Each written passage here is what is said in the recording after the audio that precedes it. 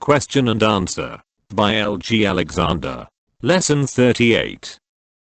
Babysitting. Before she left, Mrs. Soames gave last-minute instructions to the babysitter, a young girl of 17. The girl had never done babysitting before, and Mrs. Soames was a little anxious. "Make yourself comfortable, Carol," Mrs. Soames said. "I've prepared a tray of food for you. It's on the table. You can, of course, listen to the radio or look at the television, but don't have it on too loud because you might wake our little boy. Sound carries terribly in this house.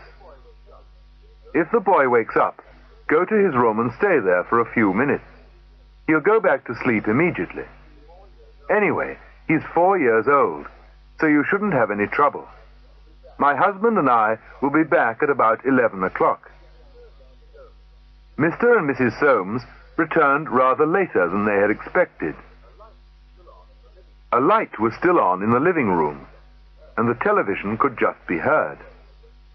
Mrs. Soames went to the living room immediately, and came out again a moment later, holding the boy. "What was he doing there?" Mr. Soames exclaimed. "He's wide awake." "He was looking at the television," Mrs. Soames said. "Where's Carol?" Mr. Soames asked. "She's still in the living room. She's fast asleep." Answer these questions. 1. Who gave instructions to the babysitter? 2. The babysitter hadn't much experience, had she? 3. How old was she? 4. What was her name? 5. Had Mrs. Soames prepared any food for Carol? 6. Was Carol allowed to look at the television? 7. Why mustn't she have the television on too loud? 8. Must Carol go to the little boy's room if he wakes up? 9.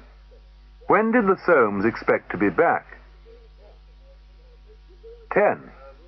Did they return earlier or later than they expected? 11. Wasn't there a light on in the living room? 12. Was the television still on? 13. Who went into the living room? 14. Carol was asleep, wasn't she? 15. What had the little boy been doing?